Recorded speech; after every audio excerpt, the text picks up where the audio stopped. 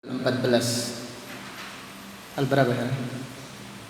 Tanggal 13 bulan Zulhijjah tahun 1442 Hijriah. Dengan izin Allah Subhanahu wa taala, kita melanjutkan kembali kajian kitab Sifat Salatin Nabi sallallahu alaihi wasallam min at-takbiri ila at-taslim ka'annaka taraha, yang ditulis oleh al-Imam al-Muhaddits Abu Abdurrahman Muhammad Nasiruddin al-Albani, imam besar kaum muslimin, yang dilahirkan pada tahun 1333 Hijriah dan meninggal dunia pada tahun 1420 Hijriah, rahimahullahu ta'ala rahmatan wasi'ah. Kita berdoa semoga Allah Subhanahu wa ta'ala selalu melindungi kita dan selalu menjaga kita di jalan menuntut ilmu.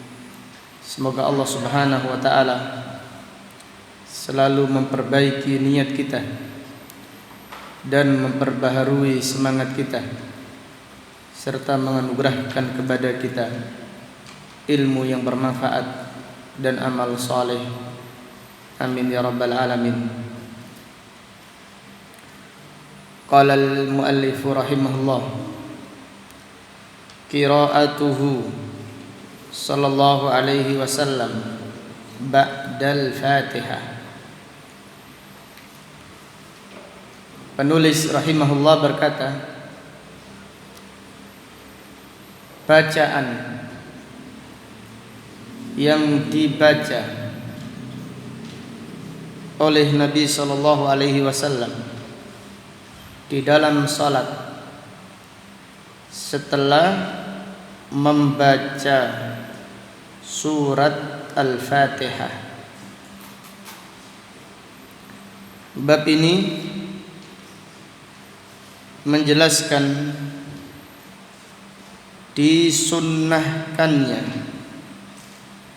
membaca surat setelah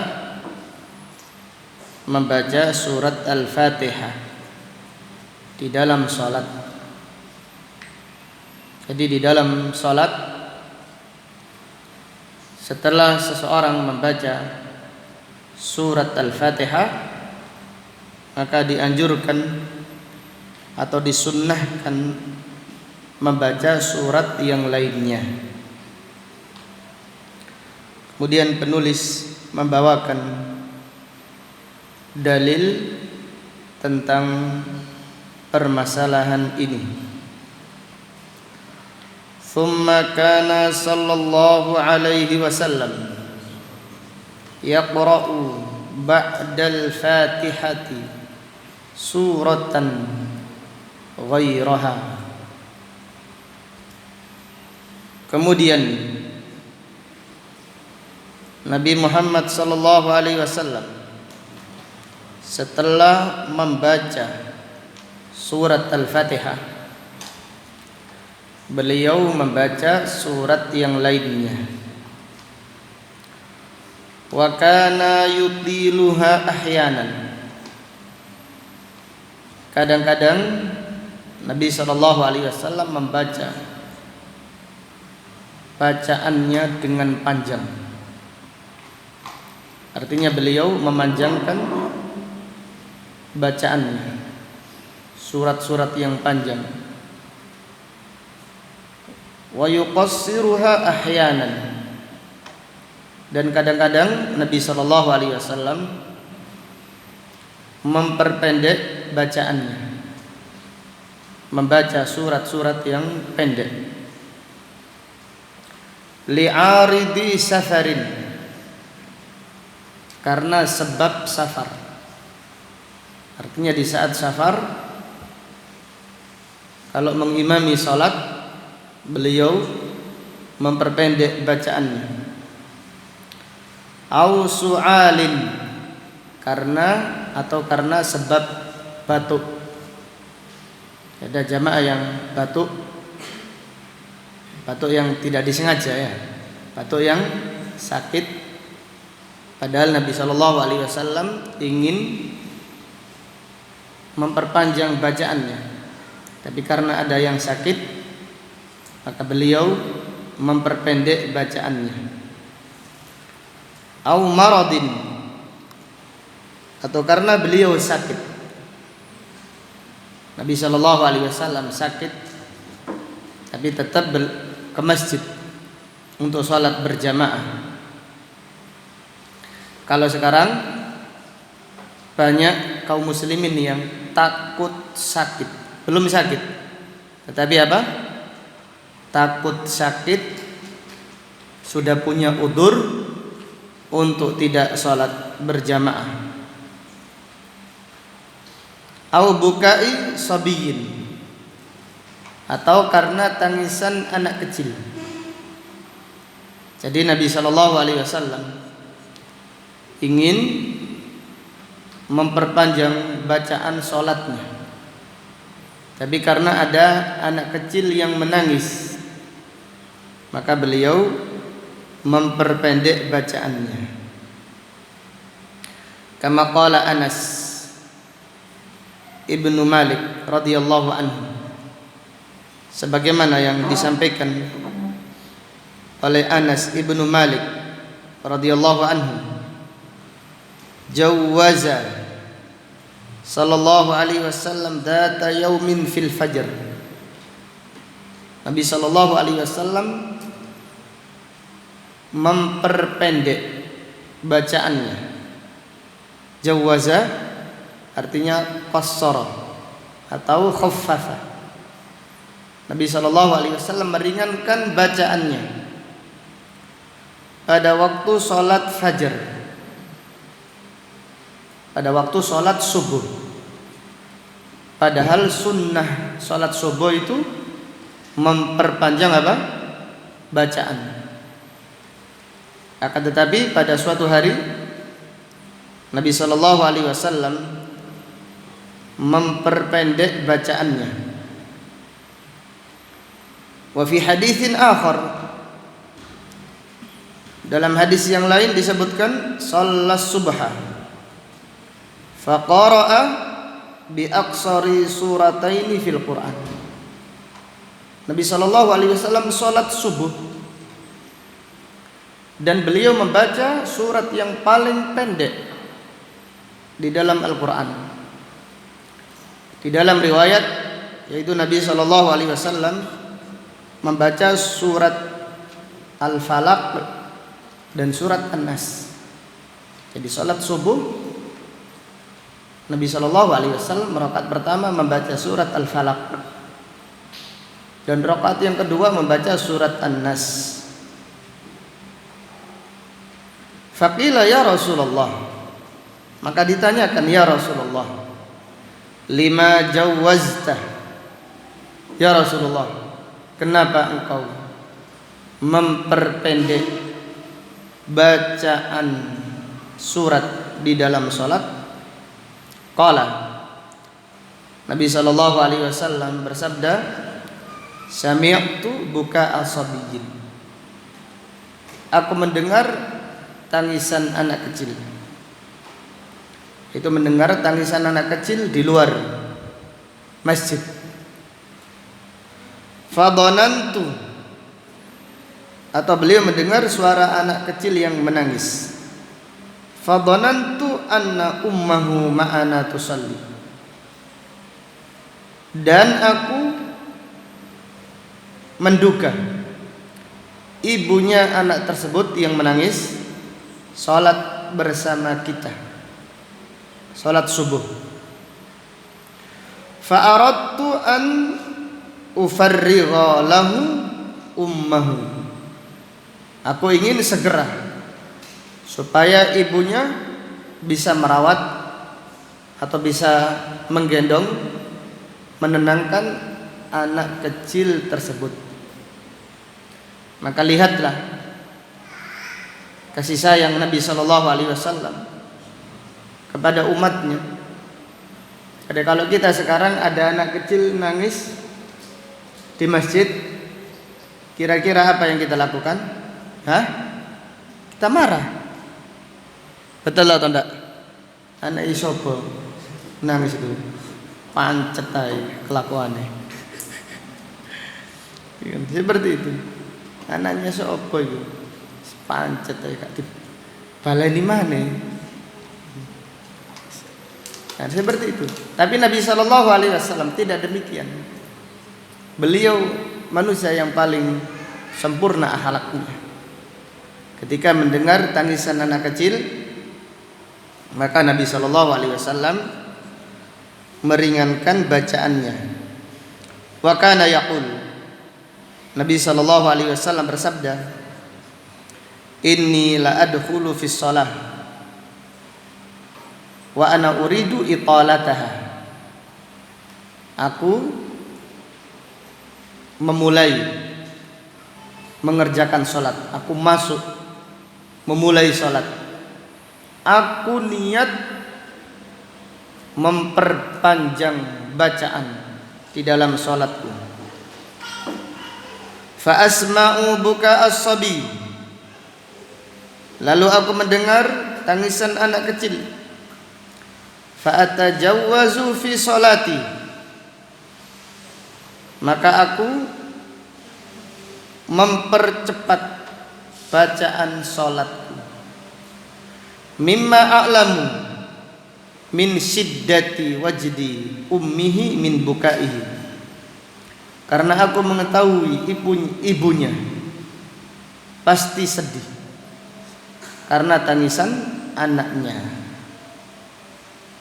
Dari hadis yang telah dibacakan terdapat beberapa pelajaran yang bisa diambil. Yang pertama, masyru'iyatu qiraati as-surah ba'dal Fatihah. Disyariatkan membaca surat setelah Al-Fatihah. Disyariatkan atau disunnahkan membaca surat setelah Al-Fatihah.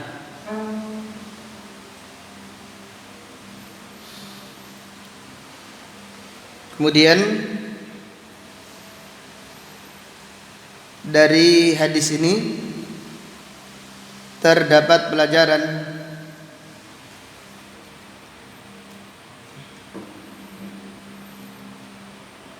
fihi jawazu taghyiri niyatil qiraah fi athna'is shalah. Dibolehkan merubah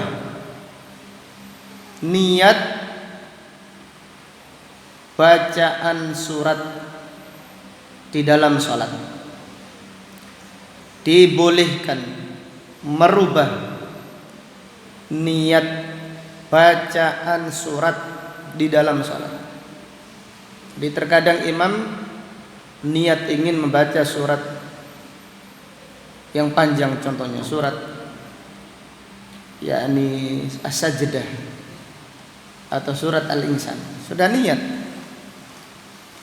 Akan tetapi karena ada sesuatu maka dibolehkan merubah bacaan tersebut sebagaimana yang dilakukan oleh Nabi Muhammad sallallahu alaihi wasallam. Kemudian dari hadis ini terdapat pelajaran fihi jawazu tajawuzi al-qiraah li'aridin. Dibolehkan memperpendek bacaan, li'aridin, karena ada udur, seperti udur sakit atau udur safar, atau udur ada urusan yang akan dikerjakan setelah sholat, atau bahkan salah satu udurnya karena tangisan apa? Anak kecil. Ini karena sebab atau karena udur, tidak mengapa seseorang atau tidak mengapa bagi imam memperpendek bacaan ketika sholat. Kemudian dari hadis ini terdapat pelajaran fihi syafaqatun Nabi sallallahu alaihi wasallam li ummatihi, kasih sayang Nabi sallallahu alaihi wasallam kepada umatnya. Jadi kita harus belajar banyak akhlak Rasulullah sallallahu alaihi wasallam. Ketika ada anak menangis, maka Nabi sallallahu alaihi wasallam tidak bersabda, "Anaknya siapa tadi? Kok nangis? Bapaknya nanti. Kenapa bapaknya kok enggak membatalkan sholat? Lakukan bapak ini pancet aja." Seperti itu. Kita seperti itu. Akan tetapi tidak demikian dengan Nabi sallallahu alaihi wasallam. Beliau berkata, "Aku mendengar tangisan anak kecil dan aku tahu ibunya pasti sedih. Maka aku percepat sholatku." Allahu Akbar. Ini sunnah. Sunnah itu kasih sayang. Sunnah itu bukan sedikit-sedikit emosi, bukan sedikit-sedikit marah. Tidak demikian. Hendaklah kita semakin belajar sunnah, semakin tambah kasih sayang kita, terutama kepada saudara-saudara kita ahlus sunnah. Maka Ibnu Taimiyah rahimahullah berkata, ahlus sunnah a'lamun nas bil haqq wa arhamuhum bil khalq. Ahlus sunnah adalah orang yang paling mengetahui kebenaran dan paling sayang kepada manusia. Demikian. Jadi kalau kita ngaji sunnah, jangan gampang emosi, jangan gampang marah. Jadi karena ada sesuatu yang terjadi di masjid, harus kita sabar. Sebagai takmir masjid, sebagai pengurus masjid, hendaklah bersabar. Contohlah ketua takmir yang paling mulia di muka bumi, itu Nabi Muhammad sallallahu alaihi wasallam. Beliau tidak marah karena tangisan anak kecil, atau diumumkan kepada ibu-ibu, jangan bawa anak kecil lagi ya kalau nangis, atau wahai ibu-ibu, kalau bawa anak kecil harap dikasih obat tidur. Ada gitu Ustaz. Ada seorang ustaz demikian. Ustadznya saja disuruh minum obat tidur supaya ngaji sambil apa? Sambil tidur. Jadi demikian. Subhanallah. Ibu-ibu kalau bawa anak suruh bawa obat tidur. Ini gimana ini? Kemudian tayyib, hadis berikutnya, wa kana yabtadi'u min awwalis surah wa yukmiluha aw yukammiluha fi aghlabi ahwali. Nabi sallallahu alaihi wasallam membaca awal surat dan mengkhatamkannya fi aghlabi ahwali. Ini yang paling sering. Nabi sallallahu alaihi wasallam contoh membaca surat Ar-Rahman rakaat pertama ini, dari pertama sampai terakhir. Jadi dari Ar-Rahman sampai ayat terakhir bagaimana? Tabarakasmu rabbika dzil jalali wal ikram. Ini yang paling sering. Ini yang paling afdal. Ini yang paling afdal. Membaca surat dari pertama sampai yang terakhir. Fi ghalibi ahwali. Ini yang paling sering dilakukan oleh Nabi Muhammad sallallahu alaihi wasallam. Wa yaqul, dan beliau berkata, a'tu kulla suratin haddaha minar ruku'i was sujud. Berikanlah setiap surat haknya di dalam ruku' dan sujud. Apa maksud dari hadis ini? A'tu kulla suratin haddaha minar ruku'i was sujud. Berikanlah hak-haknya surat di dalam ruku' dan sujud. Maksudnya adalah apabila surat yang dibaca itu panjang, maka hendaklah ruku'nya juga apa? Panjang. Sujudnya juga sama. Tapi kalau surat yang dibaca pendek, ruku'nya agak pendek, demikian pula apa? Sujudnya agak pendek. Bagaimana contohnya? Seperti contoh qiyamul lail. Nabi SAW kalau qiyamul lail 2 rakaat yang pertama ini bacaannya lebih panjang. 2 rakaat yang pertama. Otomatis rukuknya apa? Di 2 rakaat yang pertama lebih panjang. Demikian pula sujudnya lebih panjang. Adapun rakaat yang terakhir seperti witir pendek, maka bacaan rukuknya juga pendek. Demikian pula apa? Sujudnya. Jelas ya? Mana hadis ini? Wa yaqulu a'tu kulla suratin haddaha minar ruku'i was sujud. Ai fil itala wat takhfif. Berikanlah haknya setiap surat di dalam ruku' dan sujud. Ai fil itala wat takhfif. Baik itu panjang ataupun pendek. Apa maksudnya? Artinya, jika bacaan yang dibaca itu panjang, maka rukunya apa? Panjang. Namun apabila bacaan yang dibaca itu pendek, seperti sholat witir atau sholat maghrib bacaannya pendek, maka rukunya juga apa? Pendek. Demikian pula sujudnya.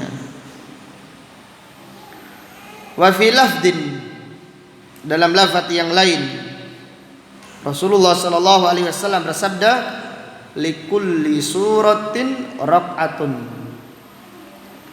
Setiap surat hendaklah dibaca di dalam 1 rakaat. Nah, ini sebagaimana yang telah dijelaskan, hadhihi al-aula wal afdal. Ini yang lebih utama dan lebih afdal, lebih bagus. Jadi setiap surat atau setiap rakaat bacaannya itu 1 surat sempurna, dari awal sampai yang apa? Terakhir.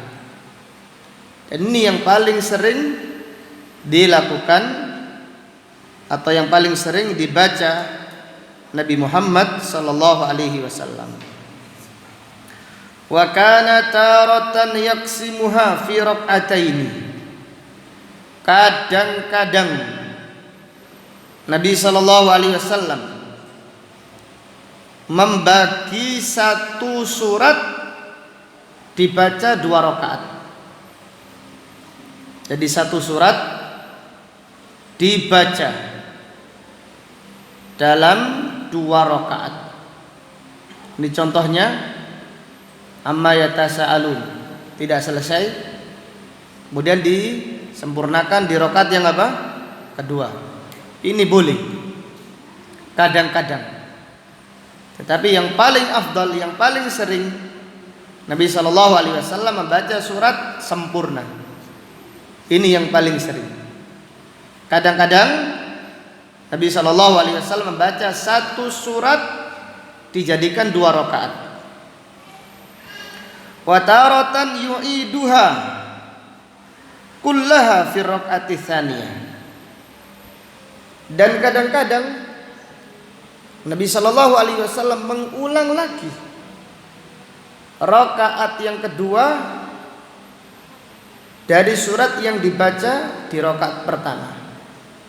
Dan ini sunnah mahjurah. Jadi kadang-kadang Nabi Shallallahu Alaihi Wasallam rakaat pertama membaca surat apa? Rakaat kedua suratnya sama. Seperti apa di dalam hadis membaca apa? Nabi Shallallahu Alaihi Wasallam surat Zalzalah. Rakaat pertama membaca surat Al-Zalzalah. Rakaat kedua sama membaca surat Zalzalah. Ini kadang-kadang. Dan ini sunnah mahjurah. Sunnah yang ditinggalkan oleh kaum muslimin. Jarang ada yang baca, contohnya rakaat pertama membaca Al-Qari'ah contohnya. Yang kedua sama Al-Qari'ah. Demikian. Atau rakaat pertama Az-Zalzalah, rakaat kedua juga Zalzalah. Kemudian terlebih lagi wa kana ahyanan yajma'u fi raqatil wahida baina surataini aw aktsar. Dan kadang-kadang lagi Nabi sallallahu alaihi wasallam membaca 2 surat di dalam satu rakaat. Ini lebih mahjurah lagi, lebih ditinggalkan lagi oleh kaum muslimin. Contohnya rakaat pertama membaca surat Zalzalah dan surat Wal Adiyati Dhabha. Rakaat kedua membaca Al-Qari'ah, Al-Hakumut Takatsur. Membaca 2 apa? Surat. Atau bahkan lebih di dalam satu rakaat. Nabi sallallahu alaihi wasallam pernah membaca surat Ar-Rahman dan baca surat An-Najm satu rakaat. Satu rakaat membaca surat Ar-Rahman dan membaca surat An-Najm. Ini contoh. Intinya kadang-kadang Nabi sallallahu alaihi wasallam membaca beberapa surat di dalam satu rakaat. Seperti kalau sholat witir rakaat ketiga, Nabi sallallahu alaihi wasallam membaca surat Al-Ikhlas, Al-Falaq dan apa? An-Nas. Maka dalam hal ini Al-Imam Bukhari rahimahullah membawakan babu al-jam' baina surataini fi raq'ah. Bab menggabungkan 2 surat di dalam satu rakaat. Ini sunnah mahjurah, sunnah yang mahjurah ditinggalkan oleh kaum muslimin. Maka hendaklah kita menghidupkannya. Sebagaimana Imam Bukhari berkata, afdalul muslimina indallah man ahya sunnatan qad umitat. Orang muslim yang paling mulia di sisi Allah, siapa yang menghidupkan sunnah yang telah mati. Fasbiru ya ahlas sunnah. Bersabarlah wahai ahlu sunnah. Fa innakum aqallun nas. Kalian itu manusia yang paling sedikit jumlahnya. Kemudian Imam Bukhari berkata wal qiraati bil khawatim. Dan dibolehkan membaca surat akhir-akhir.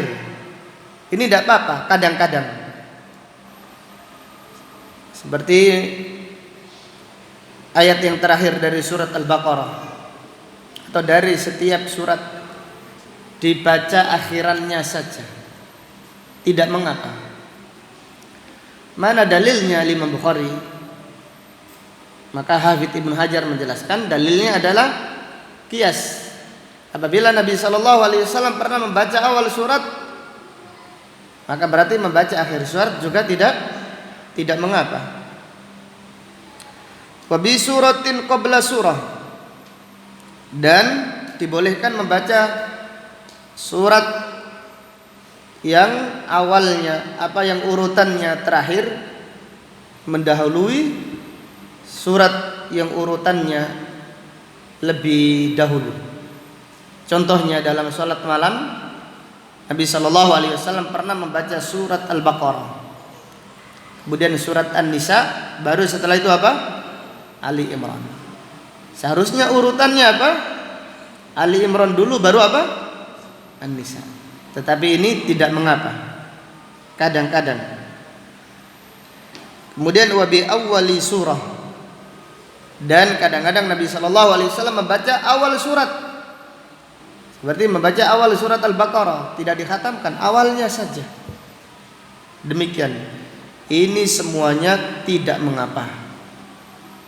Maka di sini Syekh Albani rahimahullah berkata, wa kana ahyanan yajma'u fi raq'atil wahidah bainas surataini au aktsar.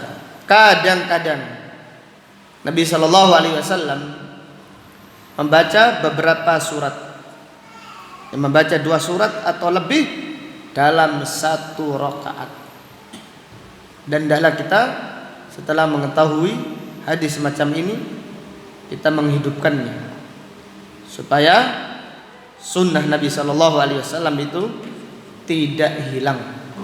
Maka kita menghidupkannya, dan menghidupkan sunnah adalah amalan yang sangat agung di sisi Allah Subhanahu wa taala. Wallahu taala a'lam bishawab. Insyaallah akan kita lanjutkan setelah adzan. Barakallahu fikum.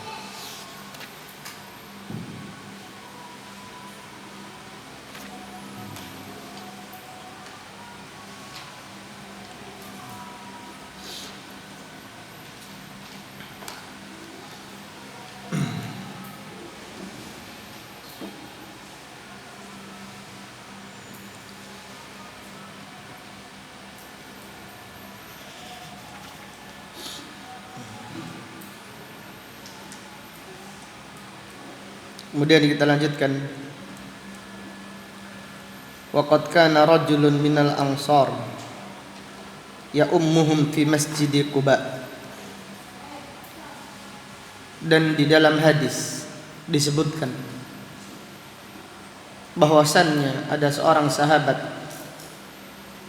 Al-Ansari mengimami di Masjid Quba. Dan sahabat ini namanya Kulsum ibnu Hadb.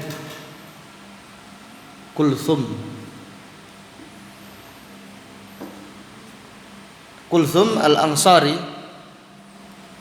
menjadi imam di Masjid Quba. Wa kana kullama iftataha suratan yaqra'u biha lahum fi shalah mimma yaqra'u bihi iftataha bi qul huwallahu ahad hatta yafrugha minha thumma yaqra'u suratan ukhra ma'aha. Sahabat Kulsum ketika mengimami, setelah membaca surat Al-Fatihah, beliau memulai dengan membaca surat Al-Ikhlas sampai selesai. Setelah membaca surat Al-Fatihah, dilanjutkan membaca surat Al-Ikhlas sampai selesai, baru membaca surat yang lain. Wa kana yasna'u dzalika fi kulli rak'atin. Dan Kulsum melakukan itu setiap rakaat. Artinya setelah membaca surat Al-Fatihah, membaca surat Al-Ikhlas, itu qul huwallahu ahad sampai selesai, baru membaca surat yang lainnya. Fakallamahu ashabuhu faqalu. Maka para sahabat yang lain menegurnya. Mereka berkata, innaka taftatihu bihadhihi surah. Sesungguhnya engkau memulai dengan membaca surat Al-Ikhlas, yaitu setelah surat Al-Fatihah. Thumma la tara annaha tujzi'uka hatta taqra'a bi ukhra. Kemudian engkau tidak cukup dengan surat Al-Ikhlas sampai membaca surat yang lainnya. Fa imma an taqra'a biha wa imma an tada'aha wa taqra'a bi ukhra. Engkau pilihlah membaca surat Al-Ikhlas saja, atau tinggalkan surat Al-Ikhlas, baca surat apa? Yang lainnya. Jadi para sahabat yang lain protes, menegur Kulsum Al-Ansari supaya memilih, bacalah surat Al-Ikhlas saja atau surat yang lain, jangan digabung. Setiap membaca surat Al-Fatihah langsung Al-Ikhlas, baru surat yang lain.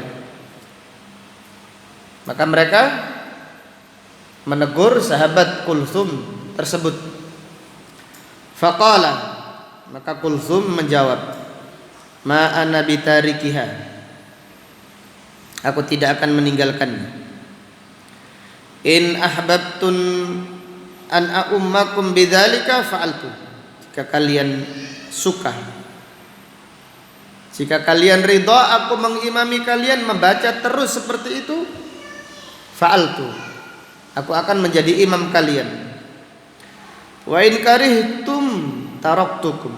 Jika kalian tidak suka, baik, aku tidak akan menjadi imam, cari imam yang lain. Wa kanu yarawna annahu min afdalihim. Dan mereka menilai sahabat Kulsum ini sahabat yang terbaik, yaitu di wilayah Quba atau di Masjid Quba adalah bacaan sahabat yang paling bagus. Wa karihu an ya ummahum ghairuhu. Mereka tidak suka diimami yang lain. Mereka inginnya tetap kulsum. Falamma atahumun nabiyyu sallallahu alaihi wasallam akhbaruhu al-khabar. Ketika Nabi sallallahu alaihi wasallam datang kepada mereka, mereka menceritakan peristiwa tersebut kepada Nabi sallallahu alaihi wasallam. Biasanya kapan datangnya Nabi sallallahu alaihi wasallam, Abdurrahman? Berapa? Kapan datangnya Nabi sallallahu alaihi wasallam ke Masjid Quba? Biasanya hari apa? Abdurrahman? Sofyan? Masya Allah. Tenang. Di luar ketakutan, di sini tenang. Masya Allah. Hari apa, Hafid? Sofyan, hari apa? Nabi sallallahu alaihi wasallam ke Quba hari apa? Hari Sabtu. Jadi Nabi sallallahu alaihi wasallam setiap hari Sabtu beliau datang ke Masjid Quba. Diceritakan peristiwa ini. Apa perselisihan yang terjadi antara imam Masjid Quba dengan makmumnya. Mereka sampaikan kepada Nabi sallallahu alaihi wasallam. Faqala ya fulan. Nabi sallallahu alaihi wasallam bertanya, wahai fulan, wahai imam, ma yamna'uka an taf'ala ma ya'muruka bihi ashabuk? Apa yang menghalangimu untuk mengerjakan usulan sahabat-sahabatmu? Kenapa tidak mau? Kenapa engkau tidak mau menerima usulan mereka? Ma yahmiluka ala luzumi hadhihi surah fi kulli raq'ah. Apa yang mendorongmu membaca surat Al-Ikhlas setiap rakaat? Faqala inni uhibbuha. Sahabat Kulsum berkata, aku mencintai surat Al-Ikhlas. Allahu Akbar. Aku mencintainya. Faqala, Nabi sallallahu alaihi wasallam bersabda, hubbuka iyyaha adkhalakal jannah. Cintamu kepada surat Al-Ikhlas menjadikan kamu dijamin masuk surga. Allahu Akbar. Hadis yang agung yang diriwayatkan oleh Imam Bukhari mu'allaqan dan diriwayatkan oleh Imam Tirmidzi mausul, secara mausul yaitu bersambung, dan hadis ini adalah hadis yang sahih. Dari hadis ini terdapat beberapa pelajaran yang bisa diambil. Yang pertama, masyru'iyatu qira'atis surataini ba'dal Fatihah fir raq'ah. Disyariatkan membaca dua surat setelah Al-Fatihah dalam satu rakaat. Disyariat membaca dua surat setelah Al-Fatihah di satu rakaat. Jadi satu rakaat membaca dua surat. Ini sunnah mahjurah, sunnah yang ditinggalkan apa? Kaum muslimin. Kemudian dari hadis ini terdapat pelajaran fihi jawazul iftitah bi suratil Ikhlas ba'dal Fatihah. Dibolehkan memulai bacaan setelah surat Al-Fatihah dengan surat Al-Ikhlas. Dibolehkan memulai bacaan setelah Al-Fatihah dengan surat Al-Ikhlas. Ini boleh. Kenapa kok tidak kita katakan sunnah? Kenapa? dibolehkan kadang-kadang. Kenapa? Karena yang lebih afdal wa khairul hadi hadi Muhammadin sallallahu alaihi wasallam. Otomatis yang lebih afdal yaitu bacaannya Nabi sallallahu alaihi wasallam. Tapi ini dibolehkan. Ini disetujui oleh Nabi Muhammad sallallahu alaihi wasallam. Minimal kita melakukannya sesekali. Tidak mengapa. Jelas ya? Dari hadis ini terdapat pelajaran fihi fadlu suratil ikhlas, keutamaan surat al-ikhlas. Di antara keutamaan surat al-ikhlas dalam hadis yang lain, yaitu Nabi sallallahu alaihi wasallam sami'a rajulan yaqra'u Qul huwallahu ahad, yaqra'u fi sholatihi bi qul huwallahu ahad. Nabi sallallahu alaihi wasallam mendengar seseorang salat membaca qul huwallahu ahad. Faqala wajabat. Nabi sallallahu alaihi wasallam bersabda wajib.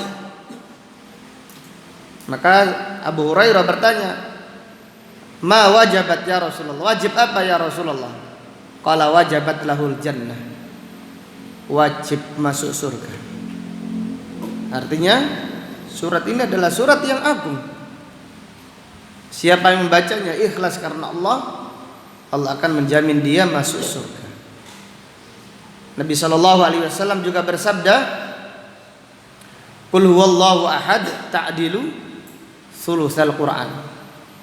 Qul huwallahu ahad setara dengan apa? Sepertiga Al-Qur'an.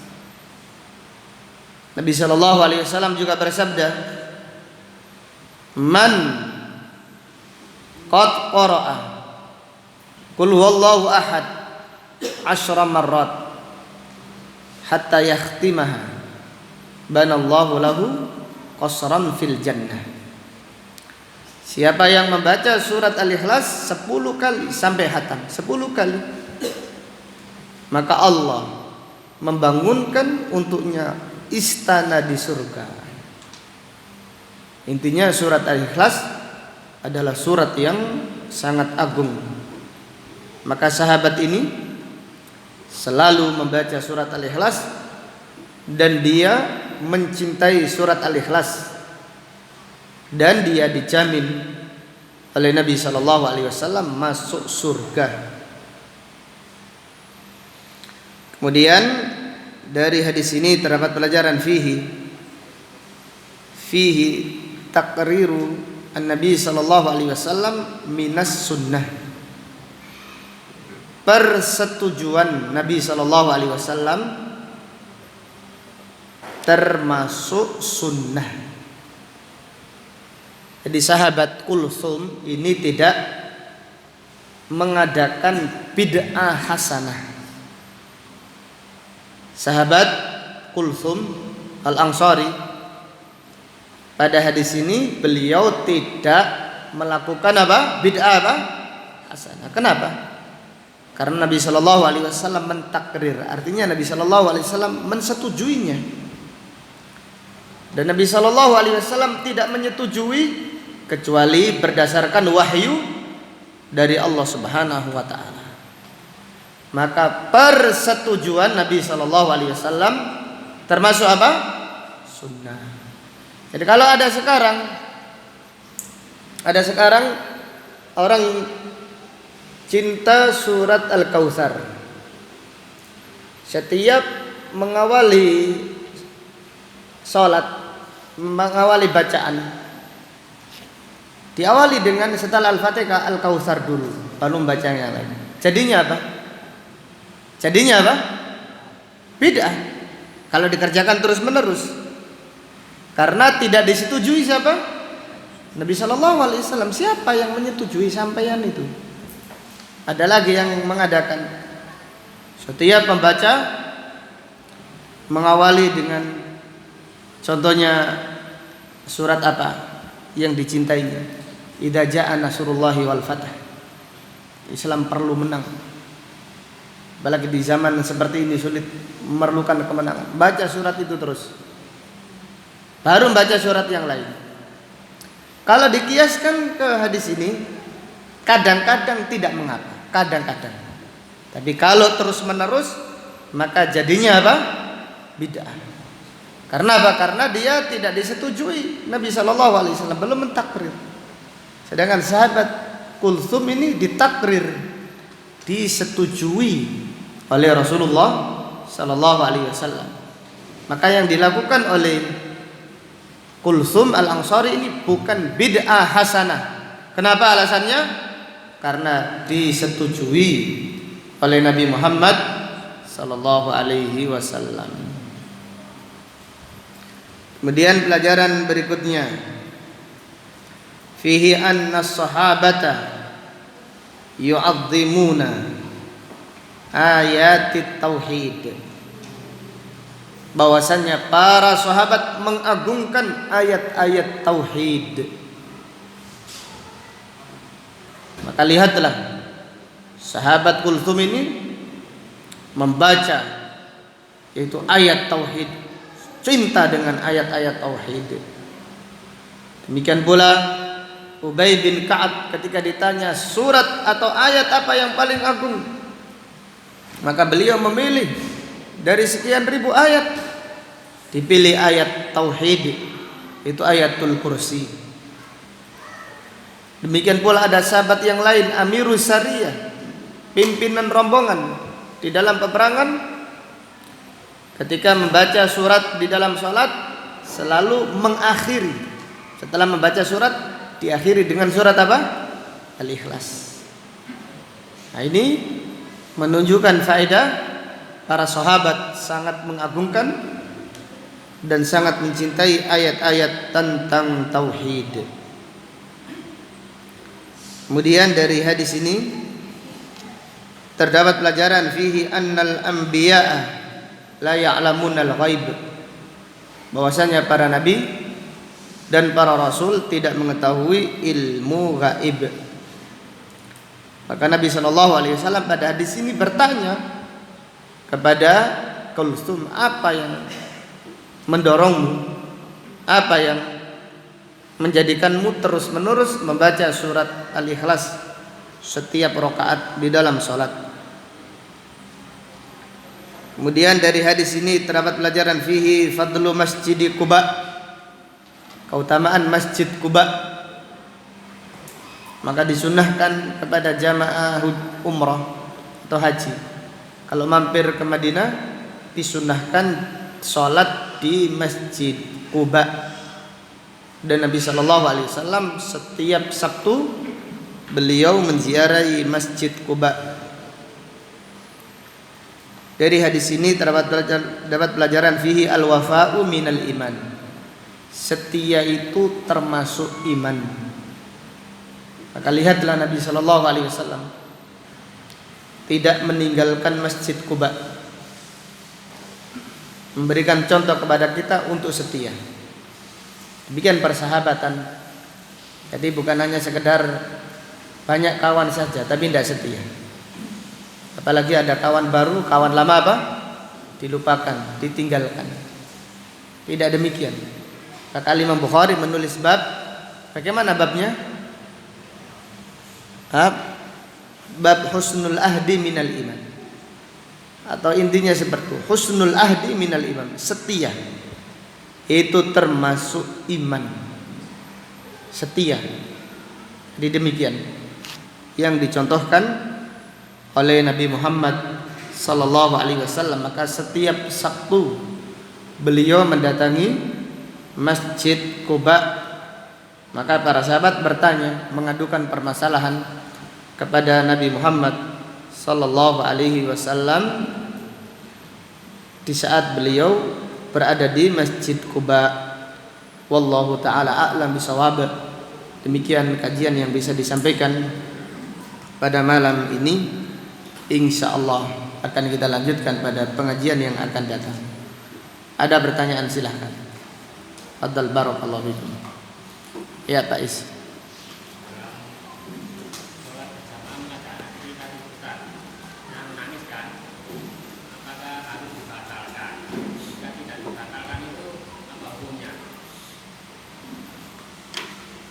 Ketika sholat berjamaah ada anak kecil nangis, apakah orang tuanya membatalkan? Iya. Pertanyaan seperti itu. Iya. Kalau tidak dibatalkan apa hukumnya?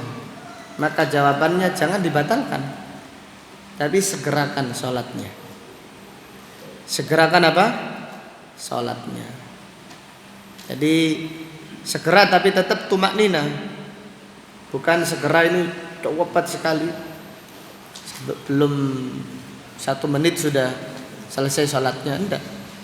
Tapi disegerakan sholatnya. Ya makmum enggak apa-apa.